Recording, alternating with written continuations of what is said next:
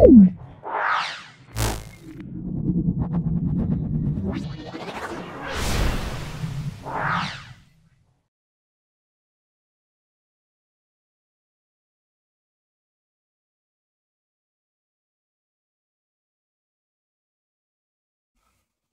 Summative পরিবেশ ও বিজ্ঞান question দেখো, যেগুলো পরীক্ষায় পড়েছে খুব ভালো করে মিলিয়ে নাও। যারা পরীক্ষা দিয়েছো তারা মিলিয়ে নাও, যারা পরীক্ষা দাওনি তারা ভালো করে কোশ্চেনটা দেখো। এটা থার্ড সামেটিভ 2024-এর প্রশ্ন, ক্লাস 8-এর পরিবেশ বিজ্ঞানের প্রশ্ন। খুব ভালো করে দেখো, আমি প্রথম থেকে শেষ পর্যন্ত সলভ করে দিচ্ছি। আশা করি তোমরা প্রত্যেকেই উপকৃত হবে। ভিডিওটা প্রথম থেকে শেষ পর্যন্ত দেখবে, একটা লাইক করবে। যারা চ্যানেলটাকে সাবস্ক্রাইব করনি প্লিজ চ্যানেলটাকে সাবস্ক্রাইব করে দেবে। চলে এসো আজকে থার্ড সামেটিভ পরীক্ষার প্রশ্নে। দেখে নাও, বল সমান এফ, চাপ সমান পি, ক্ষেত্রফল এ হলে সম্পর্কটা কি হবে? আমরা বলবো পি সমান এফ বাই এ। চাপ সমান বল বাই ক্ষেত্রফল, তাহলে পি সমান আমরা বলবো এফ বাই এ। তারপর দেখো, পেরিস্কোপের দর্পণগুলোর বাহুর মধ্যে কোণ কত হবে? সেটা আমরা বলবো, সেটা হলো 45 ডিগ্রি। অপশান সি আমরা বলবো 45 ডিগ্রি কোণে থাকবে। তারপর দেখো, সিএল মানে ক্লোরিন পরমাণু, নিউটন সংখ্যা কত হবে? 35 থেকে 17 বাদ যাবে, 35 থেকে 17 বাদ গেলে আমরা 18 বলবো। জল উৎপাদক গ্যাস, একটু বিক্রিয়াটা লেখা যাক। দেখো, H2 প্লাস O2 সমান আমরা বলবো H2O। তাহলে হাইড্রোজেন অক্সিজেন দুটোই লাগছে, কিন্তু একটু ভালো করে দেখে নিচ্ছি ব্যালেন্স করা, যেটা 2 এটা 2, তাহলে কোন গ্যাসটা বেশি লাগছে? সেজন্য আমরা কিন্তু উত্তরে আমরা হাইড্রোজেন দেবো। মনে রাখবে এখানে হাইড্রোজেন অক্সিজেন দুটোই হবে, যেহেতু হাইড্রোজেনের পরিমাণটা বেশি। দেখো হাইড্রোজেন 2 অণু, হাইড্রোজেন দেখো 2 অণু, তাহলে আমরা প্রথম চয়েস আমরা কিন্তু হাইড্রোজেন করব, তারপরে অক্সিজেন। কিন্তু পরীক্ষায় তোমরা অবশ্যই উত্তর কিন্তু হাইড্রোজেন করবে। তারপর দেখো, কার্বনের নিয়তকার উপভেদের নাম আমরা বলবো ফুলারিন। ফুলারিন হলো কার্বনের নিয়তকার উপভেদ। শহর অঞ্চলে জল সরবরাহের জন্য জলের কোন ধর্মের ওপর ভিত্তি করে প্রতিষ্ঠিত? সেটা হলো ধর্ম।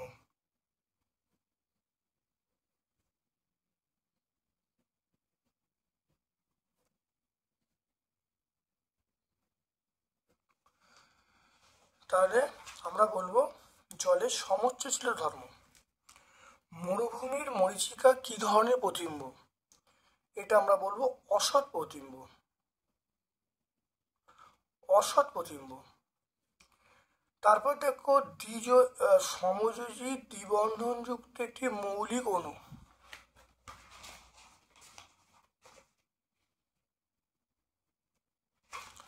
সেটা আমরা বলবো সমযোজী দ্বিবন্ধনযুক্ত একটি মৌলিক অণু।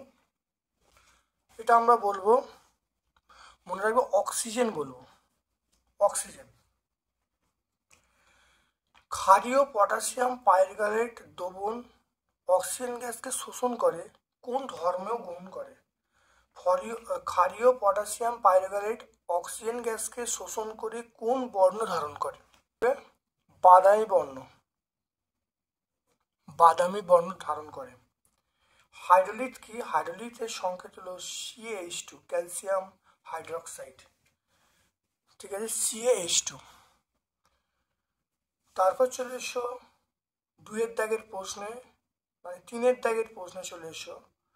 3-এর দাগের প্রশ্ন দেখো, এখানে বলা আছে তরলে প্লবতা কাকে বলে?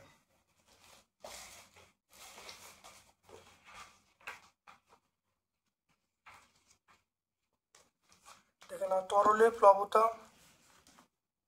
দেখতে পাচ্ছ। তরল বা গ্যাসে আংশিক,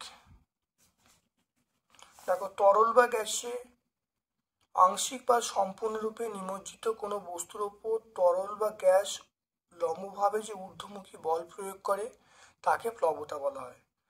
প্লবতার মান নিমজ্জিত বস্তুর নিমজ্জিত বস্তু দ্বারা অপসারিত তরল বা গ্যাসের ওজনের সঙ্গে সমান হয়। তাহলে এটা আমরা সহায়িকায় 22 পেজে পেয়ে যাব। তাহলে সহায়িকায় আমরা 22 পেজে পেয়ে যাব। তারপর দেখো আলোর প্রতিসরণ সংক্রান্ত শ্রেণীর সূত্রটি লিখতে বলছে। এটা তোমরা যে টেক্সট বই থেকে বলো, টেক্সট বই যে 2 পয়েন্ট আছে, টেক্সট বই যে প্রতিসরণের সময় আলোর রং এবং মাধ্যম একই থাকলে প্রতিসরণের মানও একই থাকবে, অর্থাৎ আপাতন কোণ এবং প্রতিসরণ কোণের মান পরিবর্তন হলেও প্রতিসরণের মানটা পরিবর্তন ঘটবে না। এটাই কিন্তু স্নেলের সূত্র। এটা আমরা টেক্সট বই 51 পেজে পেয়ে যাব।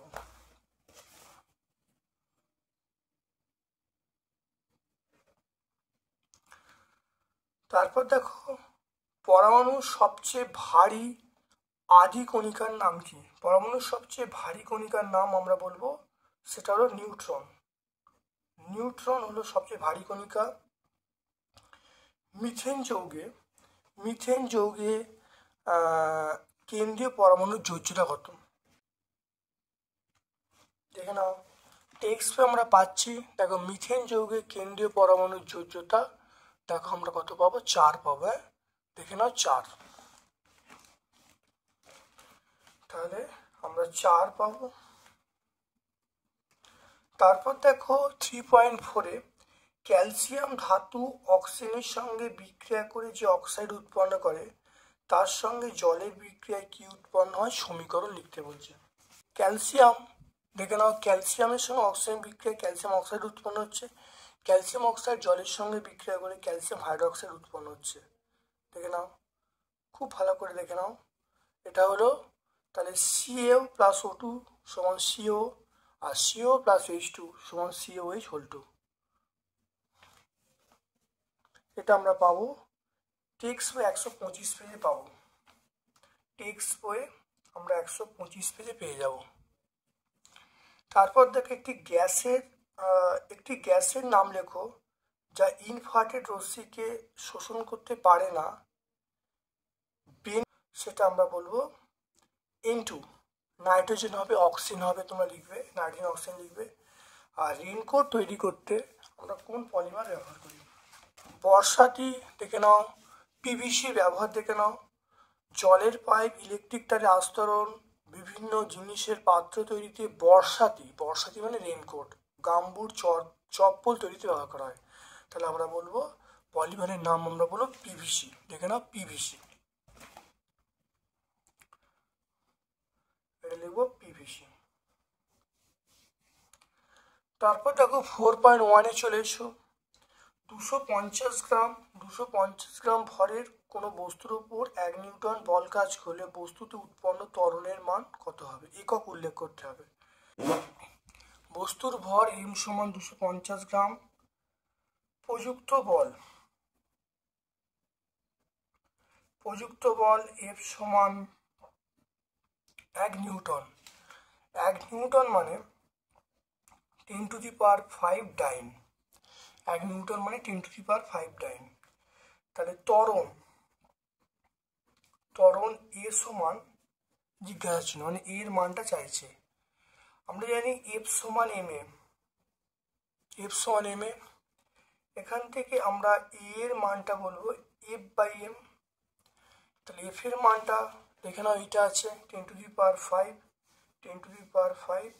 আর m এর মানটা আমরা বলবো 250। 10⁵ মানে তোমরা মনে রাখবে 1-এর গায়ে 5টা শূন্য। 10⁵ মানে 1-এর গায়ে 5টা শূন্য। বাই কত বলবো? 250, শূন্যগুলো কেটে গেল, 400 পাবো।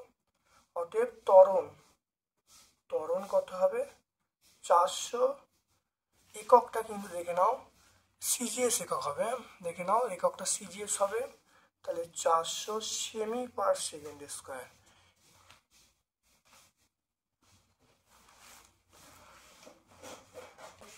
বস্তুর ভর দেয়া আছে, বল দেয়া আছে, ত্বরণ পেয়ে গেলে F সমান ma। তাহলে A সমান F/m। তাহলে মানটা বসিয়ে রাখো, পেয়ে গেলাম 400। এককটা সিজি হিসাবে, তাহলে 400 সেমি পার সেকেন্ড স্কোয়ার। এবার দেখে নাও ঘর্ষণ বল সর্বদা কোন দিকে কাজ করে? লিখবে বস্তুর গতির বিপরীতে। বস্তুর গতির বিপরীতে। বস্তুর গতির বিপরীতে কাজ করে। ঘর্ষণ বল সবসময় বস্তুর গতির বিপরীতে কাজ করে। তারপর দেখো সমতল দর্পণ দ্বারা গঠিত প্রতিবিম্বের দুটো বৈশিষ্ট্য লিখতে বলছে। দর্পণ দ্বারা দেখে নাও, সমতল দর্পণ দ্বারা প্রতিবিম্ব গঠনের দুটো বৈশিষ্ট্য। 1 নম্বর হলো আয়না থেকে বস্তু দূরত্ব এবং আয়না থেকে প্রতিবিম্ব দূরত্ব সমান হবে। নাম্বার 2 হলো বস্তু এবং প্রতিবিম্বের আকার সমান হবে। অপ্রতিসম বস্তুর ক্ষেত্রে পার্শ্বের পরিবর্তন ঘটবে, আর প্রতিবিম্ব আমরা কি বলবো সমশীর্ষ হবে। তাহলে 4টে পয়েন্ট খুব ভালো করে মনে রাখবে।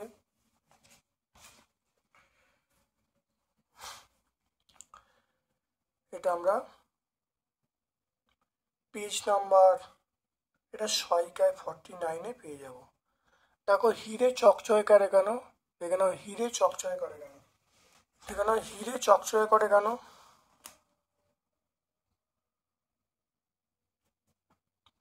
দেখে নাও, বায়ু সাপেক্ষে হিরের প্রতিসরাঙ্ক খুব বেশি, ফলে বায়ু সাপেক্ষে হিরের সংকট কোণ কম হয়।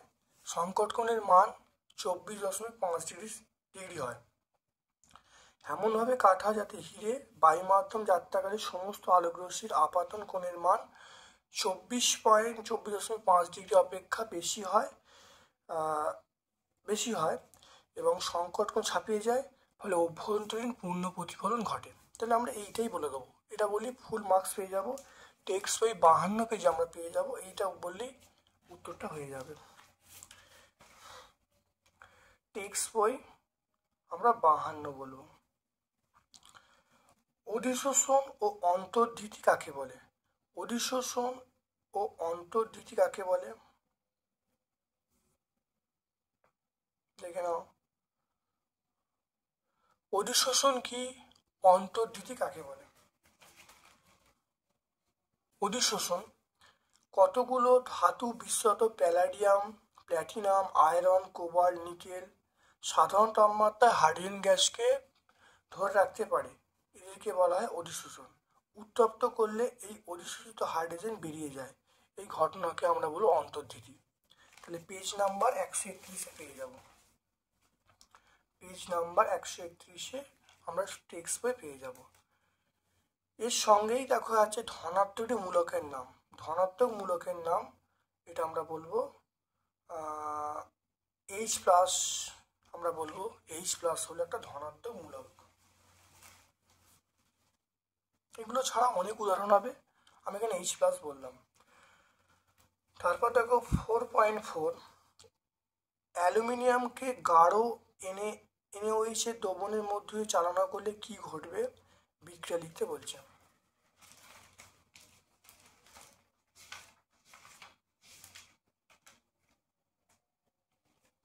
দেখে নাও, খুব ভালো করে দেখে নাও, অ্যালুমিনিয়ামকে গাঢ় NaOH দ্রবণের মধ্যে চালনা করলে দেখো সোডিয়াম অ্যালুমিনেট এবং হাইড্রোজেন উৎপন্ন হবে। দেখতে পাচ্ছ, এই 2 নম্বর বিক্রিয়াটা লিখে দেবে, আর ভাষাটা লিখবে যে অ্যালুমিনিয়ামের ওপর দিয়ে যদি সোডিয়াম হাইড্রোক্সাইডের দ্রবণ চালনা করা হয়, তাহলে সোডিয়াম অ্যালুমিনেট ও হাইড্রোজেন উৎপন্ন হয়। তারপর বিক্রিয়াটা লিখবে। এটা পেজ নাম্বার 132 আমরা পাবো। H2O এটা আমরা বলবো Fe3O4 প্লাস H2। তাহলে এখানে 3 হলো, তাহলে এখানে আমরা কত 3 দেবো। আর এখানে দেখো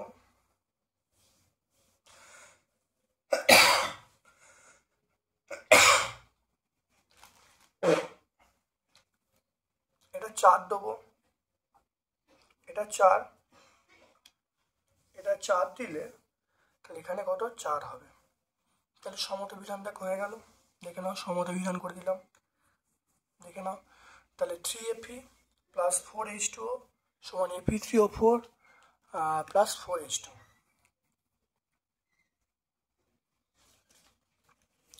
তারপর দেখে নাও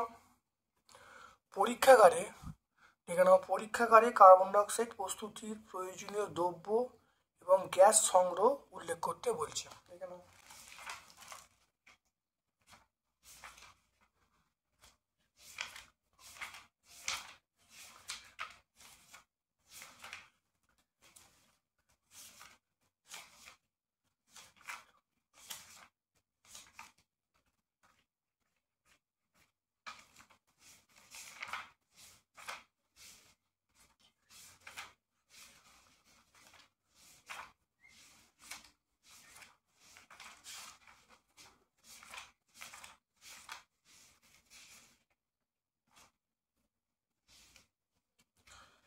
দেখে নাও কার্বন ডাইঅক্সাইড কী কী লাগবে, মার্বেল পাথর লাগবে আর লঘু HCl বা হাইড্রোক্লোরিক অ্যাসিড লাগবে।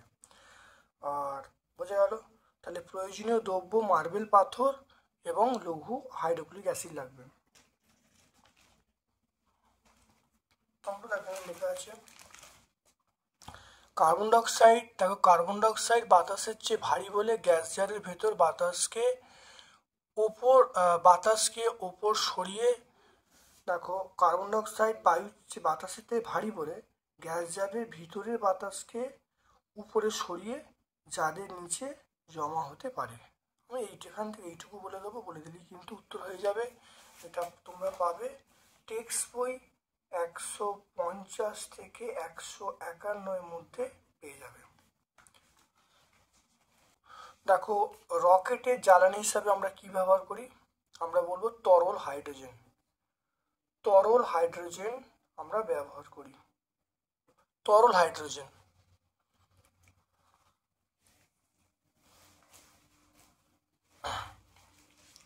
এরপর দেখো জীবন বিজ্ঞানের পোর্শনে চলে আসছি।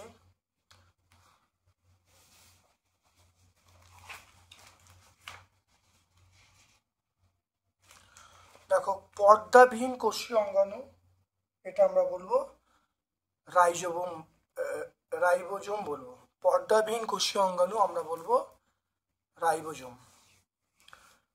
স্বাভাবিক মানুষের দেহকোষে নিউক্লিয়াসে ক্রোমোজোম সংখ্যা, দেহকোষে ক্রোমোজোম সংখ্যা 30 জোড়া বা 46টি।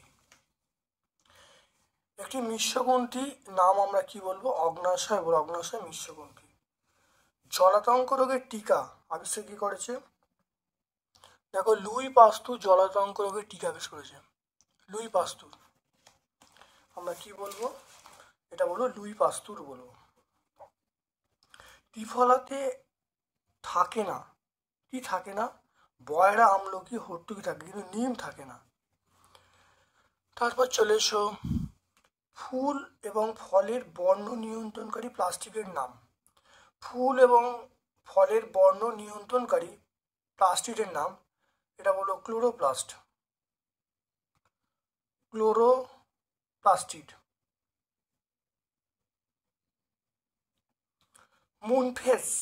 মুনফেস আমরা বলবো, মুনফেসের জন্য দায়ী হরমোনটা কোথা থেকে খরিত হয়, দেখো মুনফেস, দেখে না মুনফেস থেকে দায়িত হরমোন, এটা হলো, এটা অ্যাড্রিনাল, আমরা বলবো অ্যাড্রিনাল গ্রন্থির কর্টিসল, অ্যাড্রিনাল গ্রন্থির কর্টিসল। তাহলে আমরা বলবো এটা টেক্সট বই 233-এ পেয়ে যাব। তাহলে এখানে লিখছি না, 233-এ আমরা পেয়ে যাব। পশ্চিমবঙ্গের একটি বায়োস্ফিয়ার হিসাবে নাম, এটা আমরা বলবো পশ্চিমবঙ্গে একটা বায়োস্ফিয়ার, যেটা আমরা সুন্দরবন বলবো, সুন্দরবন বলবো। সাহারা মরুভূমির অধিবাসীদের কি বলে, সাহারা মরুভূমির অধিবাসীদের কি বলে, সাহারা এবং আরব মরুভূমি বেদুইন, এটা হলো বেদুইনরা। তাহলে এটা আমরা কি বলবো, আমরা বলবো বেদুইন বলবো। দেখতে পাচ্ছ,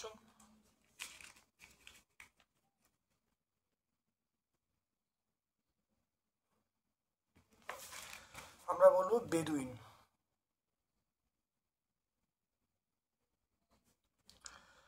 কোন প্রাণী জল পান না করে সারা জীবন থাকতে পারে? কাঙ্গারু ইঁদুর। এটা আমরা বলবো কাঙ্গারু কাঙ্গারু ইঁদুর বলবো। তাহলে কাঙ্গারু ইঁদুর আমরা বলবো। নাইট্রোজেন সংবন্ধনকারী ব্যাকটেরিয়ার নাম?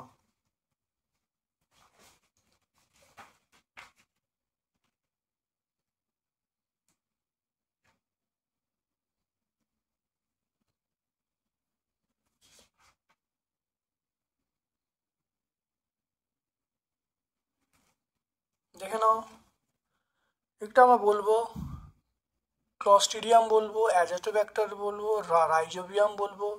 তাহলে যে কোনো একটা বলে দেবো। তাহলে আমরা এখানে লিখছি ক্লস্ট্রিডিয়াম।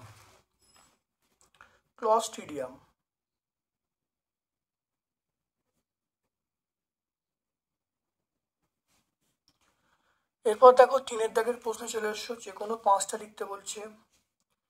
অ্যান্টিবায়োটিক কাকে বলে উদাহরণ দিতে বলছে। দেখে নাও অ্যান্টিবায়োটিক কাকে বলে। দেখে নাও অ্যান্টিবায়োটিক, দেখে নাও বিশেষ কিছু ব্যাকটেরিয়া ছত্রাকের দেহ নিঃসৃত কিছু কিছু জৈব যৌগ আছে যা ব্যাকটেরিয়া বৃদ্ধিকে বাধা দেয়, আবার মেরেও ফেলে।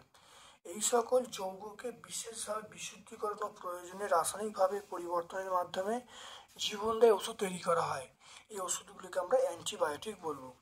যেমন আমরা বলবো যেমন পেনিসিলিয়াম। তাহলে পেনিসিলিন একটা অ্যান্টিবায়োটিক। ওকে, তাহলে পেয়ে গেলাম পেজ নাম্বার 201। তোমরা টেক্সট পেয়ে অবশ্যই পেয়ে যাবে 201-এ। তারপর দেখো ম্যানগ্রোভ অরণ্যের দুটো সমস্যা।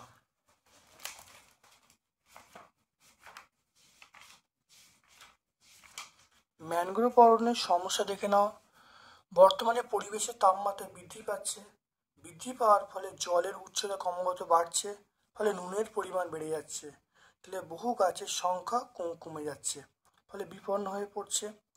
তারপরে দেখে নাও আরেকটা সমস্যা আছে, সেটা হলো জোয়ারের সময় সমুদ্রে নোনা জল খাঁড়ির মধ্যে প্রবেশ করছে। 1000 গ্রাম সমুদ্রের জলে প্রায় 33 থেকে 34 গ্রাম লবণ থাকে।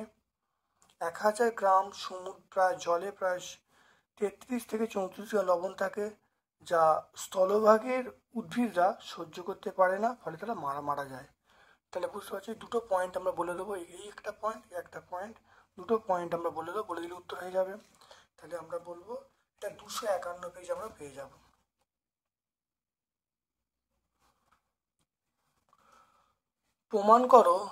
প্রমাণ করো ভাইরাস, জীব এবং জ্বরের মধ্যবর্তী অবস্থা। দেখে নাও ভাইরাসে দেখো পেয়ে যাবে, দেখো ভাইরাসে কোনো কোষীয় আবরণ নেই বা ভাইরাসে কোনো কোষীয় গঠন নেই। তাহলে ভাইরাস এবং এদের কোষ আবরণী সাইটোপ্লাজম নিউক্লিয়াস থাকে না। পরিবর্তে ভাইরাস কোনো নিউক্লিক অ্যাসিড বা ডিএনএ থাকে। তাহলে যেহেতু কোষীয় আবরণ নেই, ভাইরাসের সাইটোপ্লাজম নিউক্লিয়াস থাকে না, এই জন্য আমরা বলবো ভাইরাস একটা জড় প্রকৃতির। আর যেহেতু ভাইরাসের নিউক্লিক অ্যাসিড এবং ডিএনএ আরএনএ থাকে, তাই এই ডিএনএ আরএনএ এগুলো কিন্তু জীবের মধ্যে থাকে।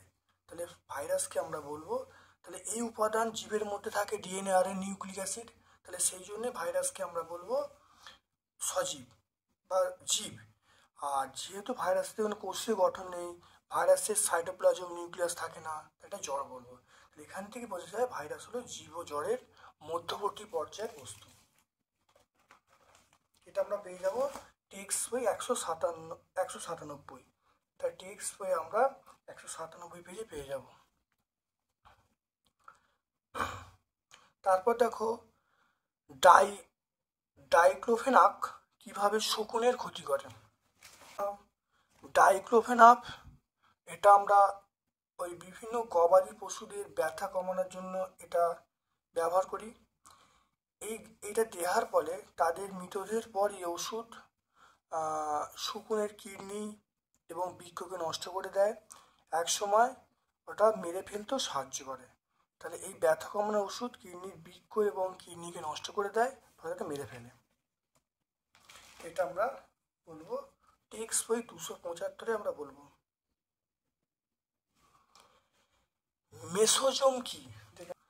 মেসোজোম দেখো ব্যাকটেরিয়ার কোষে মাইটোকন্ড্রিয়া থাকে না, পরিবর্তে কোষ পর্দার ভিতরে সাইটোপ্লাজমের দিকে ভাঁজ হয়ে থলির মতো মেসোজোম সৃষ্টি হয়। তাহলে মেসোজোম হলো কোষ পর্দার ভেতরে সাইটোপ্লাজমের দিকে ভাঁজ হয়ে থাকে। এর কাজ কি? শ্বসনে অংশগ্রহণ করা। তাহলে এটা পেজ নাম্বার আমরা 190 পাবো। টেক্সট বই তোমরা পেয়ে যাবে, টেক্সট বই 190 তোমরা পেয়ে যাবে। তারপর দেখো জায়ফল লবঙ্গ উদ্ভিদের কোন কোন অংশ থেকে পাওয়া যায়?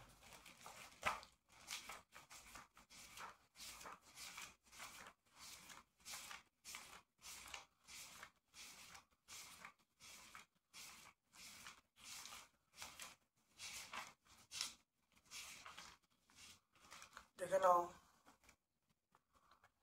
লবঙ্গ এটা মুকুল, দেখতে পাচ্ছ লবঙ্গ আমরা পাচ্ছি মুকুল, আর জায়ফল অন্তবীজ। তাই লবঙ্গ আমরা মুকুল বলবো আর জায়ফল অন্তবীজ বলবো। এটা আমরা টেক্সট বই 285 পাবো।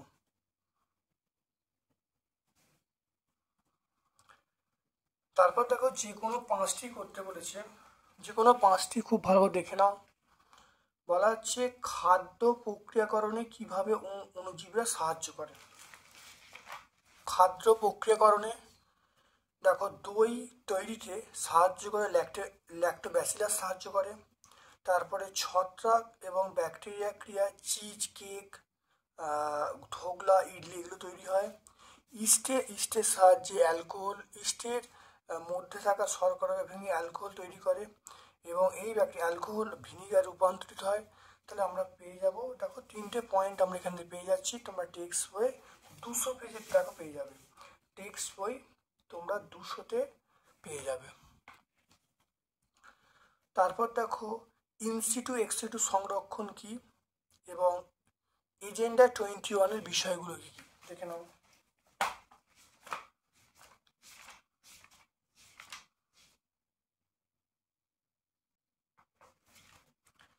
এখানে ইনসিটু এক্সিটু সংরক্ষণ এটা আমরা পেয়ে যাব।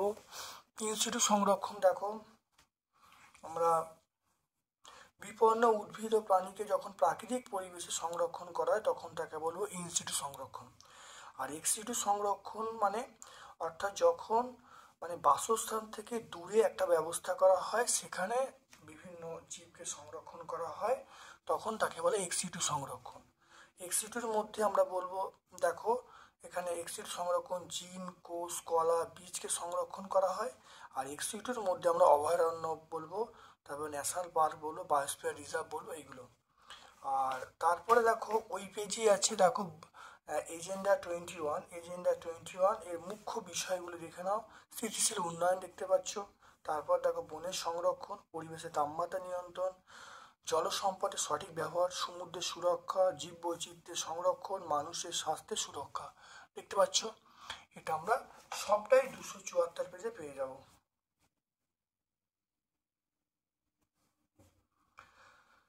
তারপর দেখেন একটি আদর্শ নিউক্লিয়াসের চিত্র অঙ্কন করতে বলছে এবং তার বিভিন্ন অংশ দেখাতে বলছে।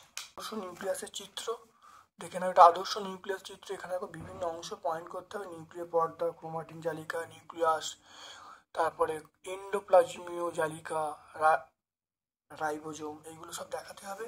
এটা আমরা পেয়ে যাবো 182 পেজ। তোমরা টেক্সট বইয়ে অবশ্যই 182তে এটা পেয়ে যাবে। তারপর দেখো নাইট্রিফিকেশন কাকে বলে দেখে নাও। নাইট্রিফিকেশন কাকে বলে? নাইট্রিফাইং এবং ডিনাইট্রিফাইং ব্যাকটেরিয়ার নাম বলতে বলছে। দেখে নাও নাইট্রিফিকেশন দেখে নাও, এখানে আছে দেখো নাইট্রিফিকেশন দেখে নাও। উদ্ভিদ ও প্রাণী যখন মারা যায় তখন তার নাইট্রোজেন যুক্ত যৌগ ভেঙে গিয়ে অ্যামোনিয়া তৈরি হয়, এই প্রক্রিয়াকে আমরা বলবো অ্যামোনিফিকেশন। আর তারপরে দেখো এই যে নাইট্রোসোমোনাস এবং নাইট্রোব্যাক্টার নাইট্রিফাইং ব্যাকটেরিয়া অ্যামোনিয়াকে নাইট্রাইট এবং নাইট্রোজেনে পরিণত করে, একে বলে নাইট্রিফিকেশন। দেখতে পাচ্ছ, এটা আমরা কতই পাবো, এটা পেজ নাম্বার 200 পেয়ে যাব, নাইট্রিফিকেশন পেজ নাম্বার 200। তাই নাইট্রিফাইং ব্যাকটেরিয়া, তাই নাইট্রিফাইং ব্যাকটেরিয়া আমরা কি বলবো, নাইট্রোসোমোনাস। ওকে, এটা আমরা পেয়ে যাব টেক্সট বই 200 পেজে তোমরা পেয়ে যাব। নাইট্রিফাইং ব্যাকটেরিয়াটা একটু দেখে নাও, এটা হলো ডিনাইট্রিফাইং ব্যাকটেরিয়া আমরা বলবো থিওব্যাসিলাস।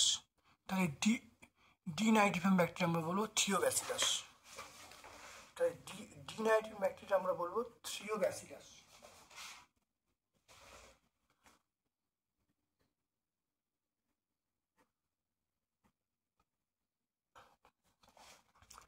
তাহলে ডিনাইট্রিফাইং ব্যাকটেরিয়া দেখো নিচে আমি লিখে দিচ্ছি, সেটা হলো থিওব্যাসিলাস।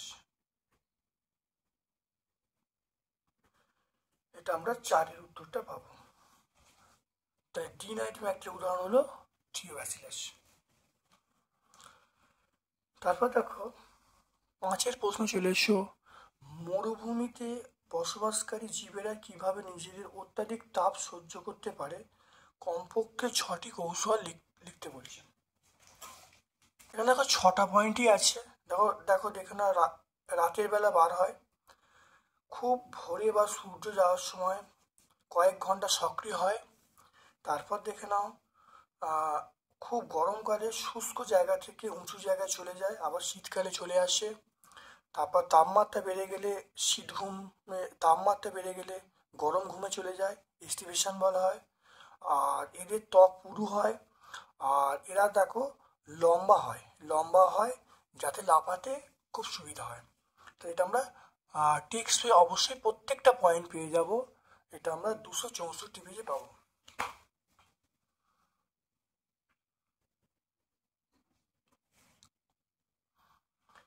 তারপর দেখো নিম এবং ঘৃতকুমারী গাছের 3টি ঔষধি গুণ লিখতে বলছে।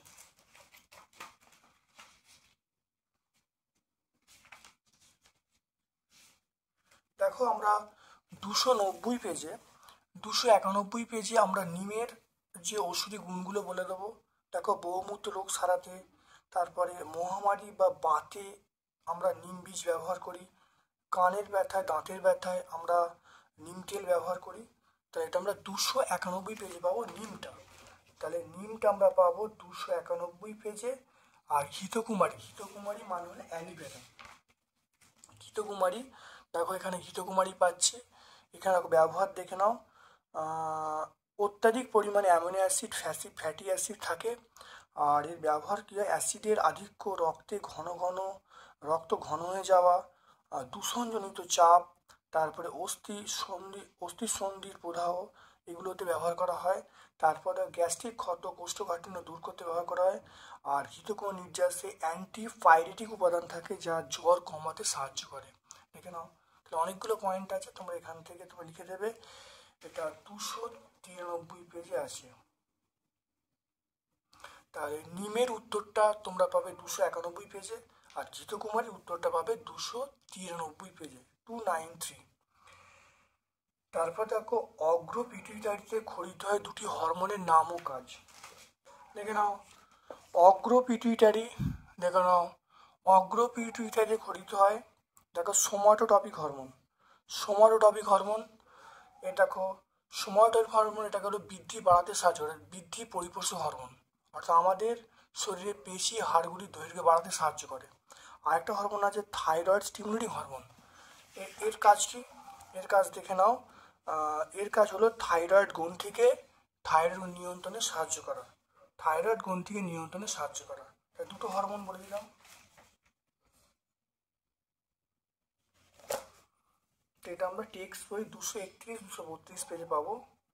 এটা টেক্সট বই 231-232 আমরা পাবো। তারপর দেখো কোষ পর্দা ও কোষ প্রাচীরের 3টে পার্থক্য লিখতে বলছে। দেখো কোষ পর্দা এবং কোষ প্রাচীরের পার্থক্য দেখে নাও। কোষ প্রাচীর প্রোক্যারিওটিক ইউক্যারিওটিক কোষ থাকে, কোষ পর্দা সজীব কোষে থাকে। কোষ প্রাচীর জ্বর প্রকৃতির হয়, কোষ পর্দা সজীব প্রকৃতির হয়। কোষ প্রাচীর পুরু হয়, কোষ পর্দা পাতলা হয়। কোষ প্রাচীরের মধ্যে মাইক্রোভিলি থাকে না, কোষ পর্দায় মাইক্রোভিলি থাকে। কোষ প্রাচীর এটা হলো ভেদ্য, আর আর কোষ পর্দা হলো প্রবেদক ভেদ্য। যেখানে অনেকগুলো পার্থক্য বলে দিলাম। এটা তোমরা সহায়িকায় পাবে, সহায়িকায় 292 পেজে পাবে, 296 পেজে পাবে, 296 পেজে পাবে। তাহলে আজকে আমরা দেখে নাও তাহলে থার্ড সামেটিভ দেখতে পাচ্ছ, থার্ড সামেটিভ দেখে নাও। থার্ড সামেটিভ ইভলিউশন 2024 সম্পূর্ণ সলভ করলাম পরিবেশ বিজ্ঞানের। ভিডিওটা প্রথম থেকে শেষ পর্যন্ত দেখবে, অবশ্যই তোমরা উপকৃত হবে। যদি ভালো লাগে একটা লাইক করবে, যারা চ্যানেলটাকে এখনো সাবস্ক্রাইব করোনি প্লিজ চ্যানেলটাকে সাবস্ক্রাইব করে দেবে, বেল বাটনে ক্লিক করে দেবে। আমার পক্ষ থেকে সকলকে ধন্যবাদ এবং শুভকামনা জানাচ্ছি।